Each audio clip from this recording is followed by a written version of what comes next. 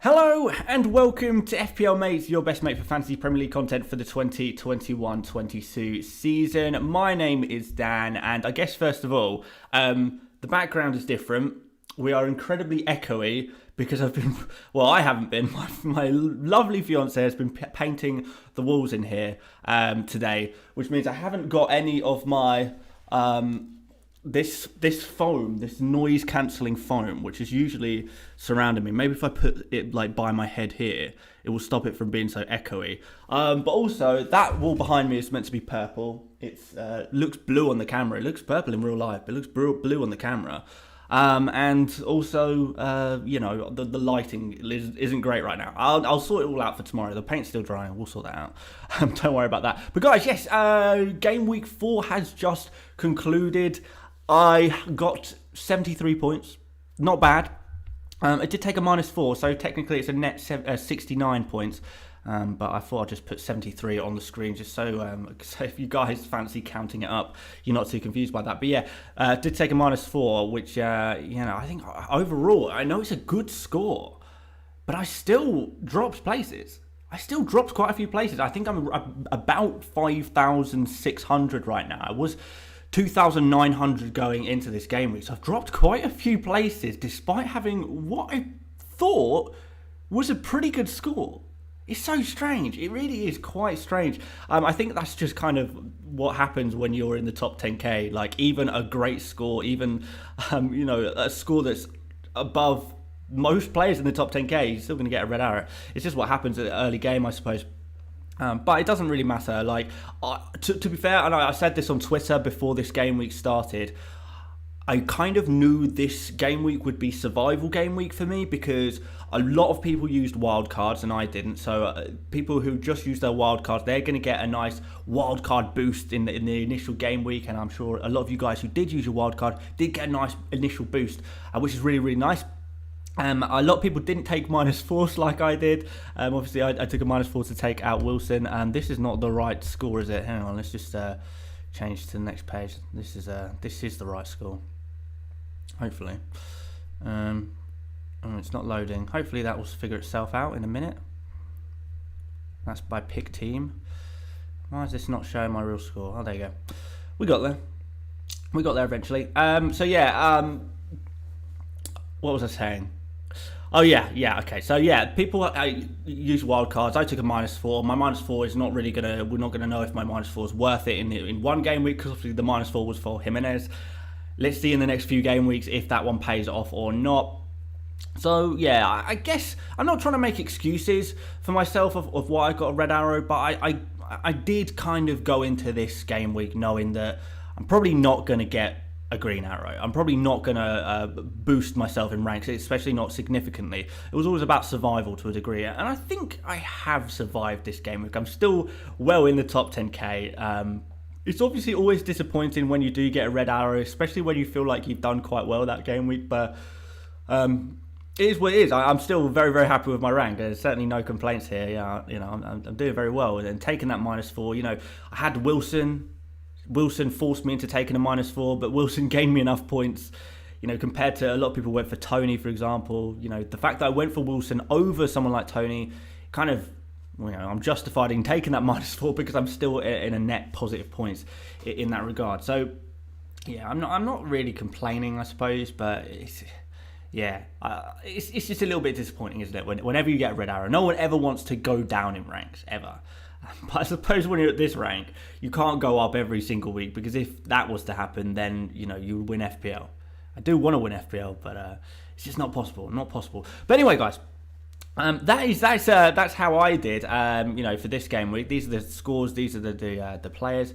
Not, you know, like I said, not bad. But I'm sure what a lot of you guys want to talk about right now is the fact that we've got a situation with Dominic Calvert-Lewin, who we now know is injured for a few weeks. By the way, guys, sorry, because I know that I did actually, particularly in streams and in other videos as well, I kind of recommended that you guys actually kind of kept Dominic Calvert-Lewin in your teams. I thought, you know, he was a really good player. I recommended him all week last week, and honestly, I thought he was fit. You know, we saw. I mean, I saw. Some of you guys probably saw as well. he was literally pictured in training. So it was so bizarre to see, that actually he's got a significant injury when he's been training all week. So strange. But there you go. I don't know whether it was some Rafa Benitez mind games. They just brought DCL into the training ground. Just take a few pictures. I know you're injured, Dominic, but let's take a few pictures of you here just so we can mess with Dyche, with Sean Dyche. So maybe that's maybe there was a bit of mind games going on there, and that's why DCL was pictured in training. But one of those things, I suppose, one of those strange things in FPL. Also, we've got Antonio now for a red card. I'm sure a lot of you guys will want to talk about that. Should you keep him? Should you remove him from your team? I'm going to talk quickly. I say quickly. It never is quickly. I'm going to talk about my initial thoughts of what I want to do with my team, first of all. And then after that, we're going to answer some of your questions and maybe talk about some Antonio / Calvert-Lewin replacements, of course. I'm sure that's exactly what you're here for at the end of the day. But this is a strategy stream. This is the stream that I do every Monday where I hopefully just try and give an insight into how I'm thinking, my early thoughts, how I want to approach the upcoming game week, how I want to approach game week 5 in this example. I'm going to try and talk you through my brain right now. Okay, right. So guys, first of all, let's go to the pick team page. Here we go, and you can see my team is in the 4-4-2 formation. We do indeed have a lovely Antonio third on the bench. Kind of it is what it is right now. But that's my lineup as things stand. So what my thinking is to not remove Antonio from my team. I don't think I need to remove Antonio from my team, just because I kind of want him still. Because I'm actually thinking now for a wildcard in game week 8. I wasn't initially thinking game week 7, but now I'm thinking game week 8. So what I really want to look at is game week 6 and game week 7, where Antonio plays Leeds and Brentford. Leeds, of course, now missing centre-backs. They're missing Strauch, and they're missing Llorente as well, so they're going to have some problems at the back there. So is Antonio going to be able to capitalise? Obviously, Antonio is going to actually technically have a bit of rest because he's not going to be playing every game. He's actually going to be slightly rested, which is a kind of a good thing in a way. So the question is for me, can I cover Antonio for 1 week? He was going to play against Manchester United anyway. Manchester United are looking like a good team defensively. Realistically, was Antonio going to do that well in this Manchester United game? Possibly not. If you told me ahead of this game, Antonio's going to get a 2-pointer. Are you going to keep him anyway? I would have said yes. That's kind of the way I'm thinking about this. Is, guys, if Antonio was playing in your team, he was guaranteed to play in game week 5, but you knew he was only going to get 2 points. Would you keep him in your team or would you remove him from your team? You would probably keep him in your team, right? So I kind of got to look at it like that. So have I got anyone on my bench who is likely to score 2 points? And I believe the answer is yes. I had a look around my bench. We've got Duffy, we've got Omobamidele, who came into the team of the Norwich team against Arsenal. He's got Watford at home. We've got Brownhill. He's against Arsenal at home. He's always good for I usually would say 2 points, but actually he's been getting a few 1-pointers, hasn't he? He's good for 1 point because he likes a yellow card apparently. So he's good for, realistically 2 points. He possibly gets 2 points there as well. So yeah, it's there's a few options there that actually could be okay. Duffy I like. He seems to have nailed himself in the team. With Webster out, that's going to be even more of a certainty that Duffy is going to keep his place in the team. And also Leicester actually kind of a little bit of a disappointing start. I don't know if any of you guys have kind of felt the same way. That Leicester kind of been really disappointing, particularly attacking. And some of you guys might have seen the FPL Mates podcast already. Some of you might not have. But I did say in that video that Leicester have actually made the least amount of shots. They've taken the least amount of shots of any team in the Premier League so far this season. And I know with a player like Jamie Vardy, it only takes one chance, right? But Leicester have not been very good in attack. And Brighton, as they often have been, they have been very good in defence. So although the double up is not ideal, the double up Brighton defence, you wouldn't choose for it to happen, but it's certainly not the worst thing you could have, and it only takes a clean sheet. Very, very, very possible. Very possible. And suddenly, we're laughing. Sanchez and Duffy both get a clean sheet. That's 12 points between them. Amazing, right? Absolutely incredible. So we'd really like that. And you know what? For a shot at 6 points, rather than to swap Antonio out, I think I prefer to just stick with Duffy and have that shot at 6 points, And that gives me my transfer to use on the transfer move that I wanted to make in the first place, which is Benrahma to Raphinha.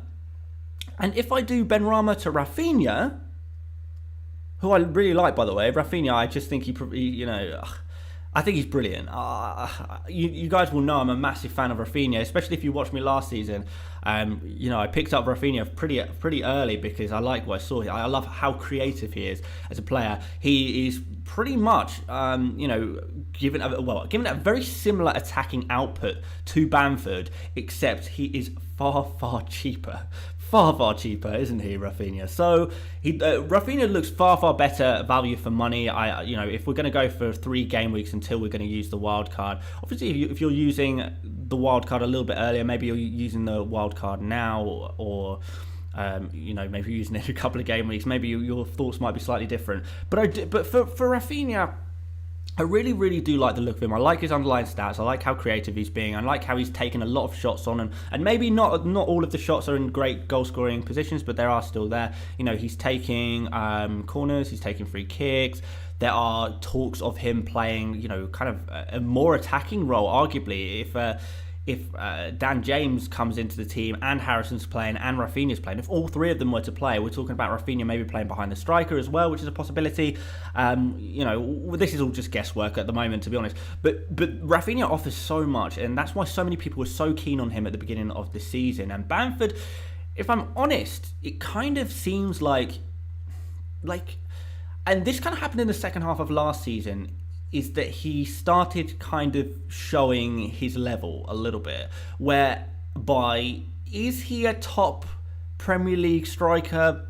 Probably he's not that top level, he's not, he's 8 million, well, around 8 million, I think he's 7.9 at the moment, but is he an 8 million striker in the same way as a Calvert-Lewin or an Antonio? Probably not, right? And if you're asking me what combination of player would I rather have, Antonio and Raphinha or Benrahma and Bamford, then that's a pretty easy answer for me, particularly looking at Benrahma, looking at how Benrahma is going to become this rotation risk now. Vlasic has come into the West Ham team. Benrahma is playing fairly wide. He's not taking quite as many shots as he did in the first couple of games, or creating quite as much as he did in the first couple of games.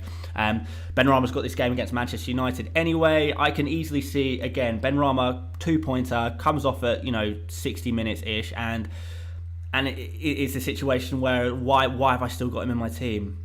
Why have I still got him in my team? Was it really worth keeping him just so I could go for Patrick Bamford? And who do I prefer as a combination? Do I prefer Benrahma and Bamford, or do I prefer Raphinha and Duffy? For this 1 game week only, there's probably not an amazing amount in it, but you probably would say Benrahma and Bamford. But over the slightly longer term, I don't know. I just feel like a little bit of patience is needed here for me.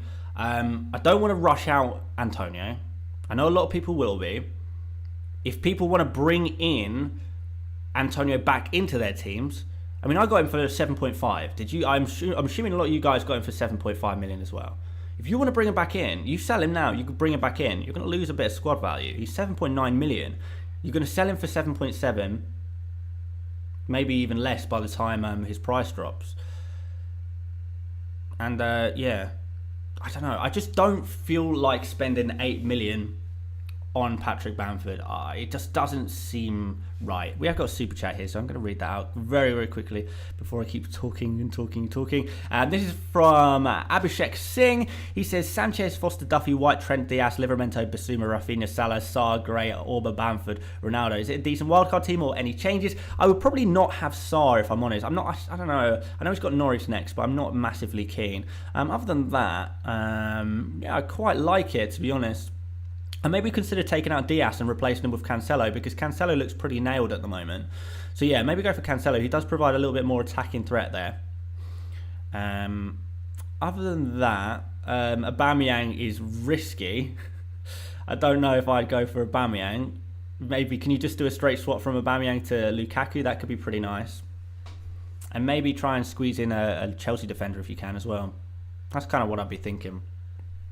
This is an awkward week to wildcard, I think. I'm not massively keen on the wildcard.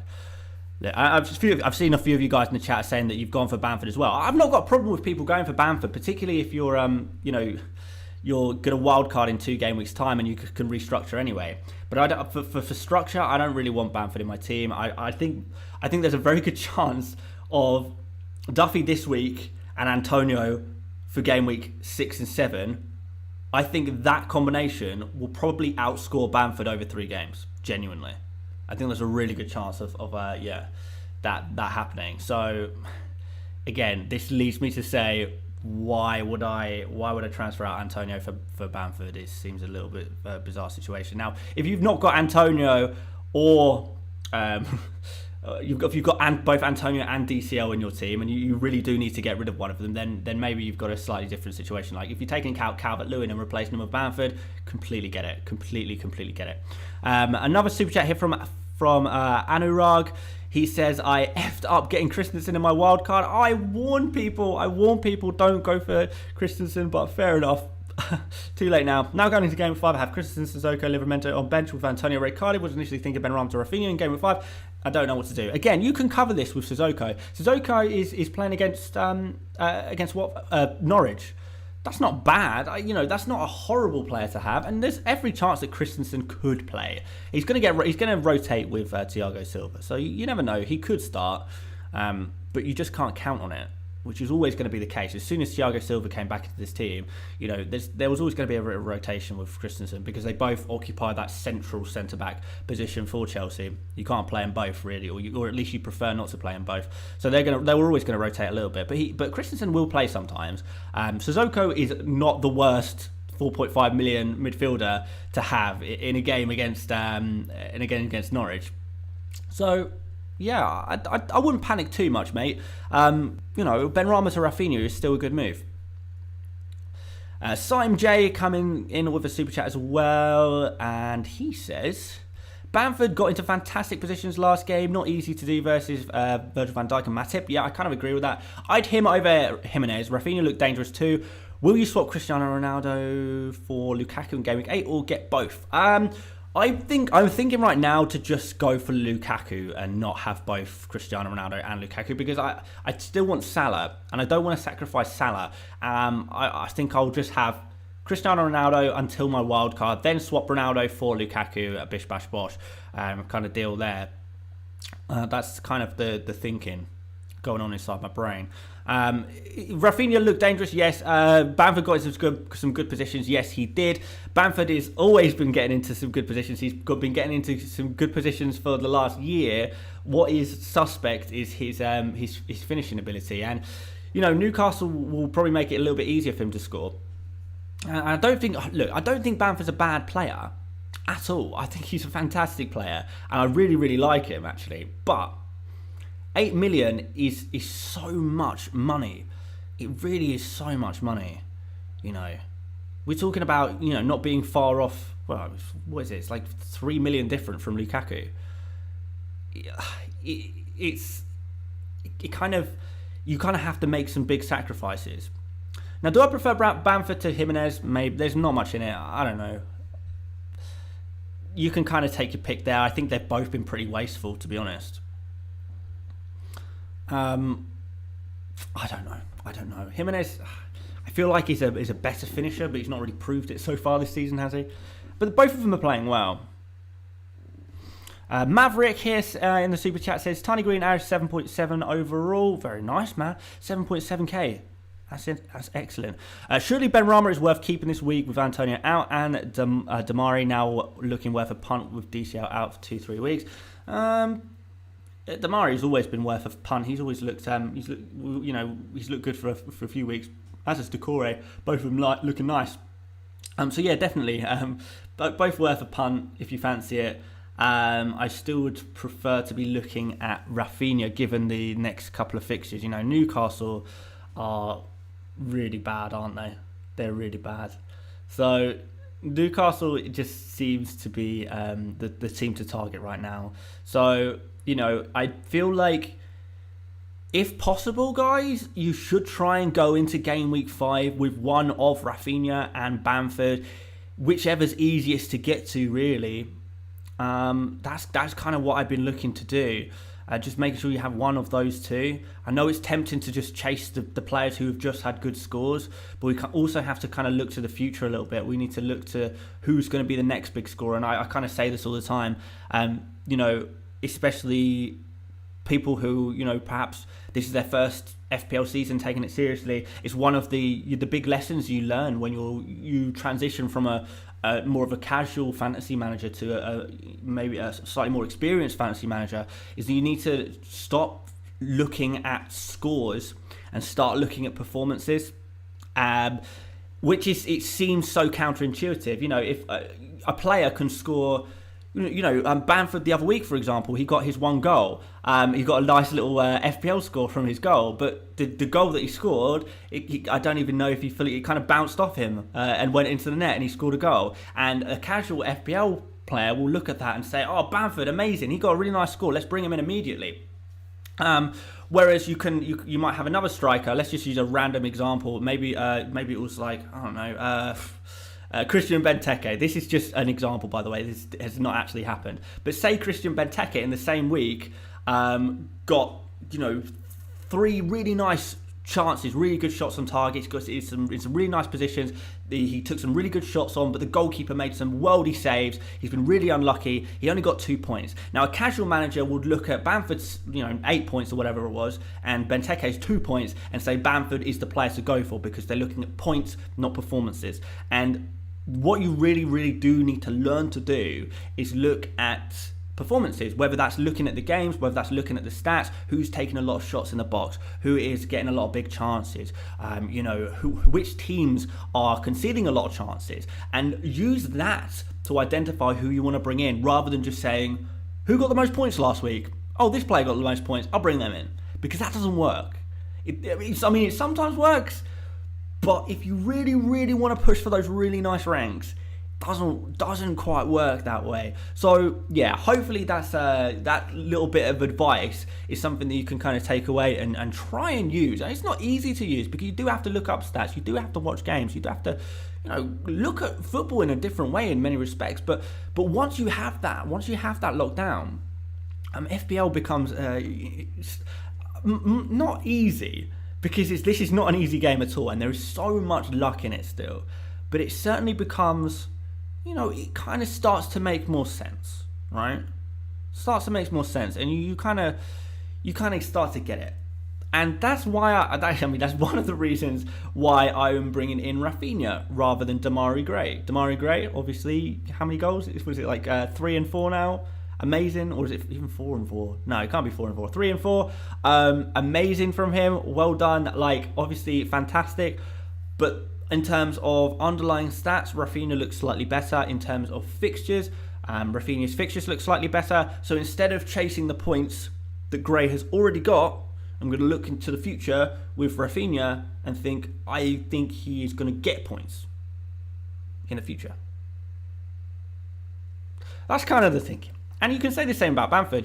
Bamford's underlying stats, by the way, have not been bad at all. And they've really not been bad. I really don't want people to come out of this stream thinking that Bamford is a bad shout, because I don't think he is a bad shout at all. I think, like I said, you arguably need to get one of him or Raphinha this week. I really think those are the two players. It was always going to be a case of, after this Liverpool game, it is Leeds time, right? And Leeds, yes, defensively they're not looking great, but in attacking wise, they seem to have something about them. Yeah, you do want to be picking up a Raphinha or a Bamford, I think, for this game week. And if you haven't really got an obvious move to Raphinha, who I do think is the better value of the two, and you've got both Dominic Calvert-Lewin and Antonio in your team, you need to move one of them to a new striker. Your new striker is Bamford. You've got it right there for you. It's easy. It's a slam dunk, really, of a transfer. And it's not often that transfers are so obvious. If you're asking me who do I prefer, Jimenez or Bamford, I'm probably going to say to you Bamford this game week. If I had to choose between the two, I would go for Bamford this week. Not that Jimenez is a bad shout. I like them both. If you had to take out both, and if you really wanted to take out both Antonio and DCL, the obvious replacements would be go to Jimenez and Bamford as your two replacements, if you like. But I would say if you have both of them out, then remember your bench is there for a reason. Like, I can cover this with Duffy for 1 week. I'm happy to do that, and I'd rather make a progressive move, improve my squad. I talk about this a lot, that like I value every one of my transfers like so much. I place so much value on a transfer that I don't want to waste one ever. I hate wasting transfers. So a transfer for me has to improve my squad. Swapping Antonio for Bamford doesn't improve my squad, because I think Antonio is better than Bamford, and over 3 game weeks, I'll be looking back and thinking I wish I kept Antonio. I'm sure I'll be thinking that. Whereas a move from Benrahma, who is showing signs of slowing down, showing signs of potentially getting rotated, and has this very difficult fixture against Manchester United, by going from Benrahma to Raphinha, I can say objectively my squad has improved from using that transfer, and that's what I want to do. But there you go. That's half an hour of me talking about my current thinking. Now, this isn't set in stone. I've got a whole week to think about it. I'm going to look at some stats. I'm going to crunch some numbers, do some geeky stuff like that. We're going to make some videos, and I'm going to learn a lot of stuff along the video making process, and hopefully share that with you guys. But for now, what I'm expecting to do is this will be my Game Week 5 team, and Raphinha will come in for Benrahma before the deadline. Hopefully I can stick that one out, but we'll see. Yeah, could work out. But there you go, guys. I think now that that's done, we can talk a little bit about some of your questions. So let's have a look in the chat and see what you guys are talking about today. Okay, so Patrick says, won't Antonio play a Europa League and get less game time? Yes and no.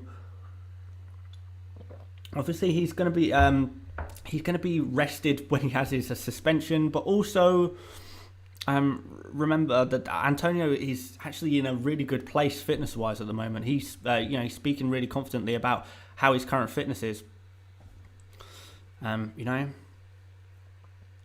So I don't think it's panic time in terms of Antonio's fitness or rotation. I think maybe we might have a little bit of concerns like longer term, and maybe that's something to reassess on the wild card. But for now, I don't think it's time to panic quite yet, right? Not quite yet. Not time for panicking quite yet. But I can kind of understand why people would be concerned about his injury record. But Antonio's saying that he's feeling in the best fitness of his life. He's eating differently.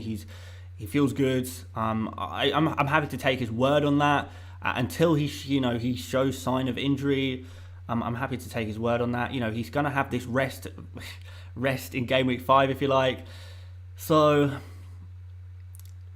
it's not like he's going to be playing full on every 2-3 games. He's more likely to get rested in the Europa League than the Premier League anyway, you would say. So yeah, it's not something that I'll be thinking about. I know we've got a super chat here from Dominic Ward. He says, sell DCL to save team value. So he's asking, should you sell DCL in order to save your team value? I've already taken a -12 knee-jerk thoughts. Oh my god. Dominic, you're in wildcard territory here. I would arguably say just hit that wildcard button now. To be honest, especially if you're also going to sell Dominic Calvert-Lewin, because you can't be taking a minus 16. That's ludicrous. That really is ludicrous. Yeah. There's Dominic, mate. What have you done? It's the game is just finished. You've already taken a minus 12 before even seeing if DCL. Oh, I want to help you, but I think, I think you messed this one up. Maybe you use your wild card if you still have it. If not, maybe you just need to take the L on Calvert-Lewin, but at the same time, it depends who you've got on your bench. It's difficult for me to say, difficult for me to help you. But at least your team value is good, right? Hey, every cloud has a silver lining. So good luck, man. I hope you can sort yourself out. But yeah, I mean, I feel like that's kind of a lesson not to take those minus 12 knee jerks. Like before the game week's even finished, to take a minus 12 is quite crazy. It's quite crazy because with these minus 12s, it really doesn't usually pay off, especially not in the immediate term. And a lot of people are planning a wild card in game week 7 or 8. And you can reinvent your team in game week 7 or 8. So what your minus 12 needs to pay you back within 2-3 game weeks. Is that going to happen? Is that realistically going to happen? Thank you very much for the super chat, Reggie. I really, really appreciate that, man. The super sticker or whatever it's called. You got to think. And this is okay. This is another little tip. If you're going to wildcard very soon, your minus points has to pay you back between now and the wildcard. If you're wildcarding in 2 weeks and you take a minus 4, whoever you used your minus 4 to, it's hard to say, whatever player you brought in using your minus 4 has to outscore the player you took out by 4 more points. I'm oversimplifying it, of course, but they have to outscore them by 4 points minimum for it to be worth it in the time between now and your next wildcard. If you're wildcarding in 2 weeks, your player's got 2 weeks to outscore that player by 4 points. If you start talking about minus 8s and stuff, minus 12s, suddenly all of these players have to outscore the player that they've replaced by 4 points. And if they've got only 2 game weeks to do that, it's quite unlikely for that to happen. Because sometimes, even when you think you're taking out a bad player, even, I'm taking out Raphinha, Benrahma, for example, this game week. Would I take out Benrahma and replace him with Raphinha for a minus 4? No. Because, yes, I think Raphinha is the better pick, but am I so confident in that I think that it's definitely going to outscore him by 4 points? Well, I can predict that it's going to happen, but you never fully know what's going to happen in FPL. And there's every chance that not only do you take a minus 4, but the player you bring in blanks, Jota, for example, we all expected him to have an amazing game week this week. He played so well. If it wasn't for Mane on the day, Jota was on for a really nice FPL score. A lot of people took minus 4 points to bring him in and would have been better off if they actually waited 1 more week before bringing Jota in. Because sometimes FPL is random. And taking minus 4s for players that, and taking multiple minus 4s to replace all kind of players, that some of them are just like, I kind of prefer this player, I quite like to have this player, I'd like to restructure my value a little bit. And you're taking all of these minuses, you're wildcarding in a couple of game weeks anyway, it's suddenly just not worth it at all. I wish people would calm down on the minuses a little bit. It's not something you should aim to be doing. Sometimes it works, and if there's really good moves, for example, bringing in Jota and Ronaldo for Bruno and whatever striker you've taken out, whatever forward you took out.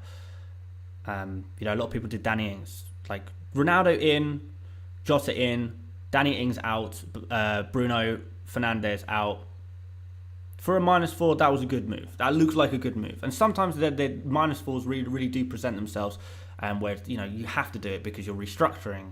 You can't. There's no direct move to do it, and it really improves your team. And we're going to be using these players for a good few weeks before we hit the wildcard button, and everything kind of lays out quite nicely, and it makes the minus worth it. If you have a player who's injured for, well, I mean, we could say with Calvert-Lewin's going to be out for, 2-3 weeks. Taking a -4 is worth it, and this is the difficult thing with Dominic Ward, who's taken his -12 already. Arguably, it is worth going to a -12. If he's got nothing on the bench, he kind of has to go for up to -16 now, because Calvert-Lewin's going to be out for a couple of game weeks. Any player that you bring in to replace Calvert-Lewin is likely to outscore Calvert-Lewin, because Calvert-Lewin can't play, and unless you've got someone on the bench who can outscore the player that you bring in, you're going to get more points if you take the -4, because you're replacing nothing. You're replacing a player who can't play. Again, another situation where a -4 is worth it. So yeah, sometimes it's worth it. Sometimes you got to calm down a little bit, because you can't have every player that you want every game week. It's not possible.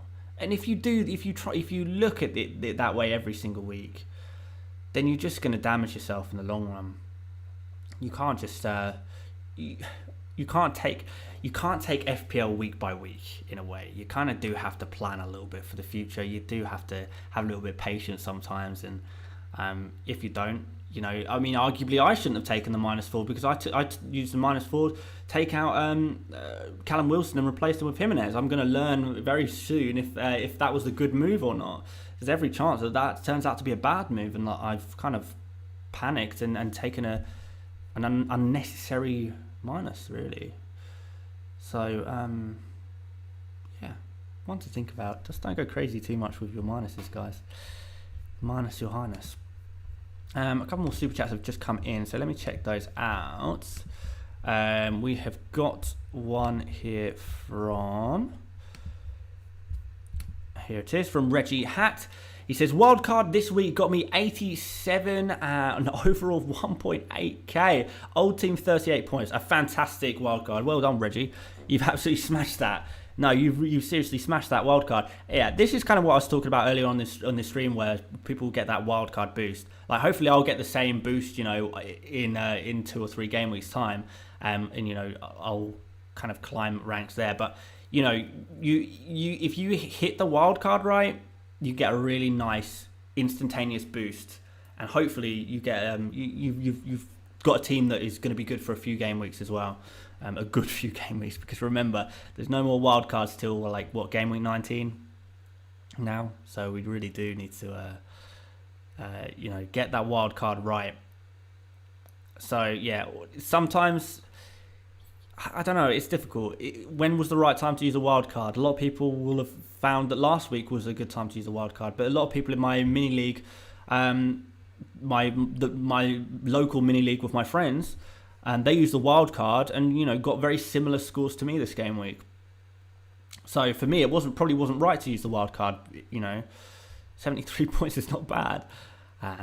But yeah, no, 87 points and an overall rank of 1.8k, absolutely fantastic. And hopefully I'm going to catch up with you, Reggie, in a couple of game weeks when I got my wild card. But advantage you. Righty217 says, switch to 4-5-1 from 3-5-2 means I'll be subbing on Ailing for Antonio and avoid a hit, and using the free transfer to get Benrahma out for Traore.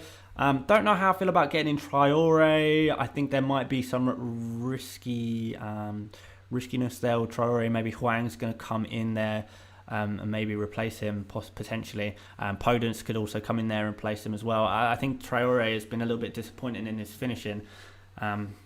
Still, he continues to be. I don't know. I maybe think that he's not necessarily a rotation risk, maybe a substitute risk.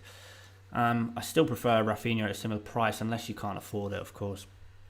But you can switch to 4-5-1 for one game week only. Bringing in Antonio for one game week only against Newcastle isn't the worst shout in the world, is it?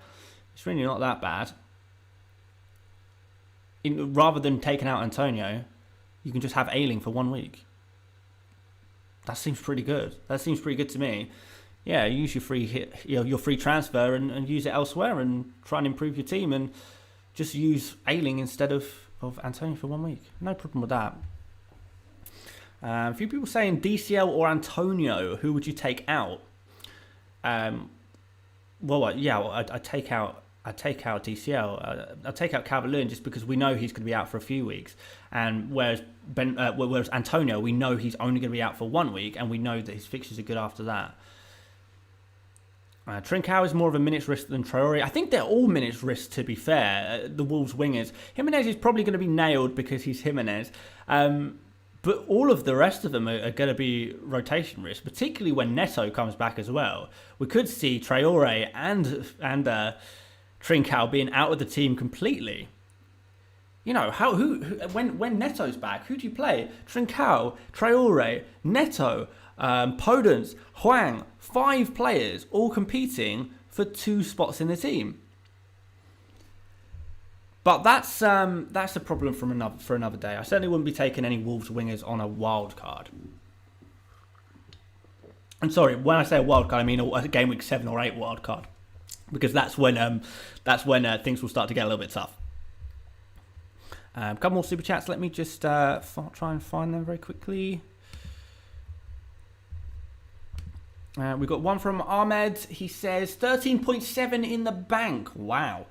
Selling Iheanacho and Deli for -4. Best replacement playing a mid-forward combo. Jimenez and Sarr or Bamford and a midfielder at 5.8 or less, or Raphinha or a forward 7.2. Okay, right. Hopefully I can answer this one for you, Ahmed.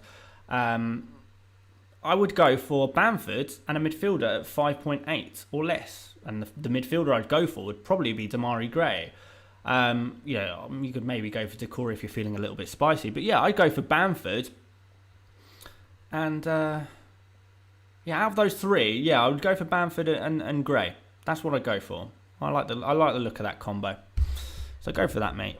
Hopefully that helps you out a little bit. And Craig Gamble also came in with super chat as well. Seen you in here quite a lot, Craig, at the moment. It's always nice to get new regulars around the chat. Craig says took a -8 for Ronaldo and DCL. Oh, gutting about the DCL. You said here already, but Ronaldo already paid us back. We're happy about that. We're happy. What's your thoughts on Edouard, though? 1 week wonder, or go for Bamford for DCL? I don't think Edouard's a 1 week wonder at all. I actually said in the deadline stream that he's my favourite striker at 6.5 or less. So, it was nice to see him come on and do well immediately. He does, however, have Liverpool next, which is not an easy one, really. I would if you're taking out DCL, we're looking at Bamford, really, aren't we, as the obvious replacement. Whereas Antonio to Bamford is kind of like, should I, shouldn't I? Because Antonio's only out for 1 week, because DCL's going to likely be out for multiple weeks. Kind of far more obvious to go for Bamford there. So yeah, I would just do that. I keep it simple. Like I said earlier, sometimes a really obvious transfer just presents itself to you, and it's a slam dunk. DCL to Bamford is a slam dunk. You could go for Jimenez. I don't really think I prefer Jimenez to Bamford if I'm making a transfer move this game week. Yush here says with the super chat, DCL, Bruno, Antonio to Cristiano Ronaldo, Jota, and Jimenez -12. I don't know. No, I don't think so. I don't think so. No, I wouldn't be taking -12 for this move. Especially if you're going to be using your wildcard soon, it's just not going to pay you back. Just do a straight swap, DCL to Bamford, and you're golden. Cover Antonio with your bench. We don't want to be going too crazy with -12s and -8s, especially if either you've just wildcarded or you're just about to wildcard. Maybe not. Maybe not. Calvin says, glad to see you up and healthy, Dan. Yeah, feeling a lot better, thank you, mate. A lot better than before. Still got like a kind of a lingering cold a little bit, but nothing serious. Craig Gamble says, didn't notice Palace had Liverpool. That's made up my mind. Cheers, Dan. No problem, Craig, at all. Yeah, that's the thing, isn't it? You don't bring in a player when they're about to play against Liverpool, right? Even if it is Edouard, who looked absolutely phenomenal. No, but I do like him, and I'm going to be keeping really close tabs on him as a potential player to bring in my wild card, But it's just that Liverpool game. I don't really like the look of it. To be fair, Crystal Palace don't really have nice fixtures for ages, right? Someone said, how long's Wilson out? We don't know, but I would imagine it's for at least another week. But, you know, wait for press conferences on that one. You don't need to take my word for it on that one. Gray's price is going to increase tonight. Are you planning to transfer now? I'm not getting Gray. Even if you are getting Gray, I don't know if it's worth going for the... I don't know if it's worth... Because we've got European games midweek. So there is still the very strong possibility that we get an injury, you know, midweek. Like in a European game. You know, what if Salah gets injured? What if Jota gets injured? What if Ronaldo gets injured? Or... you know, any player could get injured midweek, right? What if Benrahma gets injured? You know, so yeah, I would try and save your transfer a little bit. If you can be patient, I would. I mean, for the sake of 0.1 million, Gray is a good price anyway. You know, if we're saying I don't actually know what price Gray is right now. I know it was 5.5, but I should probably look this up. Let's try and find him here. Okay, so it's 5.6. So right, you got to look at this and kind of think. I don't know why this is lagging, but whatever. You kind of got to look at this. Would you buy Gray for 5.7 if he was 5.7 now? Yes, you would. You absolutely would. Would you buy him for 5.8? Yeah, you probably buy him for 5.8 right now as well. So therefore, what do you prefer? Do you prefer to get Gray at a bargain price and make the risk, or do you want to you know, wait a little while and see what happens in the midweek games? I would prefer to wait, but some people prefer to go for him now. Some people prefer to just boost their team value. I kind of get that as well. Like, team value is important.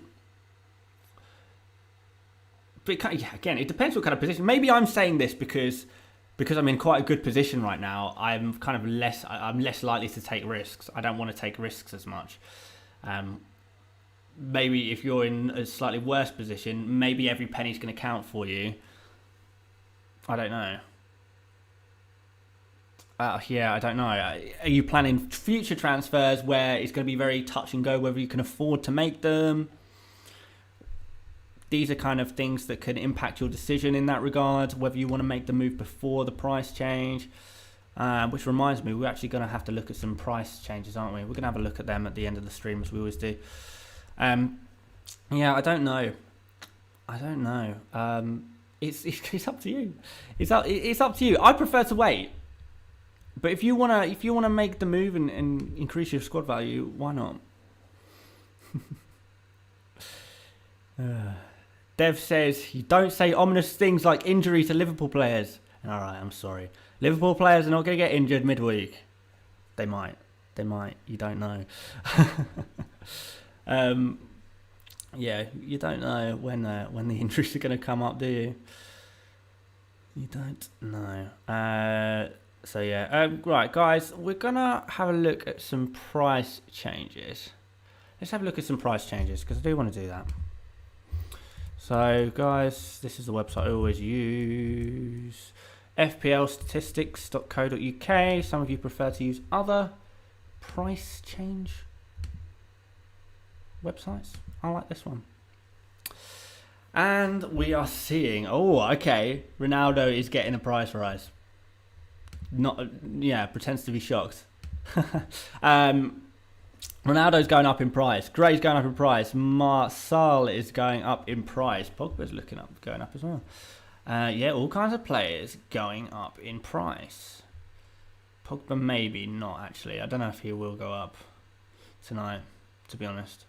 But yeah, there are a few price changes looking to happen. And kind of looking through these throughout the week, there's probably going to be a few more here as well. Before the next deadline, we probably expect Pogba to go up, Williams to go up, Traore, Fornals. I don't know about Duffy. He looks like, looking at the arrows on the right, because remember, guys, if they hit the target of 100 or more, it means they're likely to go up overnight. I think it's like 2 a.m. UK time. Duffy slowed down, so I don't know if he's going to go up this week. I hope he does. Kovacic going up, okay. Maybe. Livramento flying, fair play. And a few other players flying as well. Interesting to see who's going up. There's going to be a few price changes, I think, this week to some big players as well. Jimenez could get back up to 7.5 here. Nice, okay. Right, let's see who's dropping in price. And I imagine there will be a lot of players dropping in. In fact, I want to see quickly. Anyone gone up already? Yeah, they have. Okay, Lukaku's already gone up. Torres has already gone up. Gallagher, Laporte and Jota have all already gone up. Crazy. Okay, right. Let's look at who's going to go down. Oh, my. Can't see. Oh, wait. It's not showing. Why is it not showing? What? Sorry, I should have probably checked the chat. Why is this not showing? Let's try this. Just try and change the tab. Like, put on a new tab. That's odd. That was on my screen the whole time. Okay, let me just show the ups again. Sorry, guys. I don't know what happened there. Good job I did notice the chat eventually. Right, there you go. That's a visual representation of what I was just talking about. And thank you, chat, for helping me out there. And also here are the players who have already risen in price since the deadline, well, the Gameweek 4 deadline turned over. And then now you will actually see in real time me talking about players who are dropping in price. And you can see there's a lot of players on minus 100 or more. Now, hopefully you can see now. Yeah, a few people were saying you can see. Right. Okay, so a lot of players are going to be dropping in price. We've got Mahrez, Tony, Brownhill. No, not Brownhill. Ainori, again. Buendia, Mount, Willock, Taylor, Bailey. Bailly. Sorry, Bailly from Man United. Teller, Martinez, Young, Aaron Celso, Soshek, Fernandez, Bailey, the actual Bailey, not the Bailey. Henderson, Long, Lacazette, Ian Nacho, Forster, Rose, Onyeka, Roslev, Vidra, and Cabasele. I'm always trying to say his name. And Balogun at Arsenal as well. Everyone is dropping. There is so many players. Oh my god, there's so many players close to minus 100 as well. Now, luckily, a lot of them are not very popular players. Now, Simicast is popular. Martinez is popular. Mount is popular. Tony is popular. Well, but you guys won't have Tony or Mount if you watch my buy, sell, keep, avoid videos. So there you go, loads of price changes coming up this week. By the looks of things, loads of players drop in. The thing is, though, so many of these players are players we won't be thinking about anyway for a while. And sometimes it's quite nice when players drop in price. So, for example, a player like Buendia, for example, if he goes down over the next, month to like a 6.2, 6.1, we could revisit a player like Buendia in a Christmas time, for example, and suddenly he's now like 6.1 million, and we're all kind of thinking, for 6.1 million, actually, I really like the look of Buendia. That's a really good price. He could come into some form. We can get him for a bargain price. So sometimes it's nice for players to drop in price as long as they're not your players. So if they're someone else's players, they can drop as much as they like. I'd like my players to raise in price, aka Ronaldo, aka Duffy. And that's pretty much it for me, isn't it? Sanchez, Greenwood, Trent Alexander-Arnold. Okay, there's a few. Jimenez.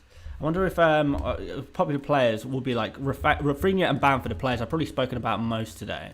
So let's have a look. Let's try to auto-correct there.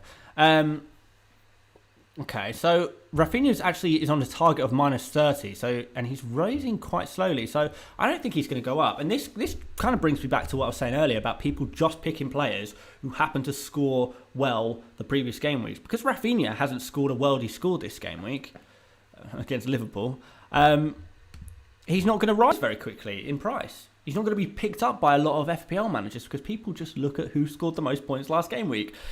which is a strange way of playing FPL, but you guys know better than that by now. Let's have a look at Bamford. He is on a minus 2.1. But he is raising quickly. So people like the look of Bamford. I'm not surprised. It's like I was saying earlier, DCL to Bamford is so much. It's so obvious. It's so obvious that you should just do it. Don't overthink it, guys. Sometimes you just don't be clever. Don't be clever. Obviously, try and be clever. Try and have a good brain on your shoulders. But sometimes you don't need to make a crazy move. You might be thinking, oh, I wonder if I get who was it who was saying earlier? Craig was saying earlier, oh, should I maybe go for a little bit of a gamble on Odsonne Edouard? Bamford's right there. He's about to play Newcastle. Boom, do it. Easy. Easy. But there you go. Right, guys, I'm going to switch back to my page. Someone asked me in the chat a couple of times how close was my decision between Duffy and Omar Bamadeli. I'm still pretty certain I would rather go for Duffy. I just even against Watford, I don't fully trust the Norwich defence. Whereas Brighton's defence, I kind of do trust against anyone other than your Liverpool, Man City, Chelsea, maybe Manchester United. Aside from those four teams, I probably would trust the Brighton defence against anyone, really. Even a Leicester, even a Spurs. Like I said earlier in the stream, Leicester have not been very good in it attacking wise. They're not creating very many chances. They're not taking many shots on. Brighton have this knack of keeping teams out anyway. So yeah, I trust them as I always do. But there you go, guys. Right. That's going to be pretty much the end of the stream. I did want to very quickly say that I did release another FPL Mates podcast. I know I missed a couple of weeks because of international break, because of COVID. Well, not because of COVID, because of me having COVID. So I did miss a couple of weeks for the podcast, but I did upload another episode. If you're watching this live, the last episode was earlier tonight. If you are not watching this live, then perhaps the episode was yesterday or the day before or whatever. Anyway, it's on my channel, so do go check it out. It's 40 minutes long, so it's quite a nice long one. If you want to just sit back, play some FIFA, or you're at work, you want to have something on in the background, nice just to listen to for some casual, very, very casual chit chat, basically. Then you might like it. We've got a new guest on, of course, that for you to go check out. Of course, reminded me to mention the merchandise, guys. If you want to buy a t-shirt or a hoodie or a hat or anything from my shop, it really does help support the channel. And you get some cool designs, clothes with designs on that I've created. So hopefully you like them as well. And I've got some myself. I need to show you guys some of the stuff that I actually bought from my own shop for myself. Maybe I'll model some of that stuff as well. So do go check that out. Of course, like the video if you are new. Well, don't like it if you're new. Like it if you're new, old, or whoever you are, like the video. Because that really does help out the channel. Subscribe if you're new. Now, that is something you should do if you're new. Subscribe. Because I really, really want to get 100,000 subscribers before I get married. Now, I'm looking now to be getting married in the November international break. That is when where we're planning on rearranging the wedding for. I want to get 100,000 subscribers before then. That's my new goal. So hopefully we can do it, but I can only do it with your help. So please do subscribe if you're new around here. We've got a couple of last minute super chats, which I'll quickly read before I end. Prudvi says, Benrahma to Jota / Tony to Bamford. I have Greenwood. Benrahma to Jota or Tony to Bamford. They're both great moves, to be honest. Honestly, flip a coin. They're both amazing moves. Tony to Bamford is probably better for structure.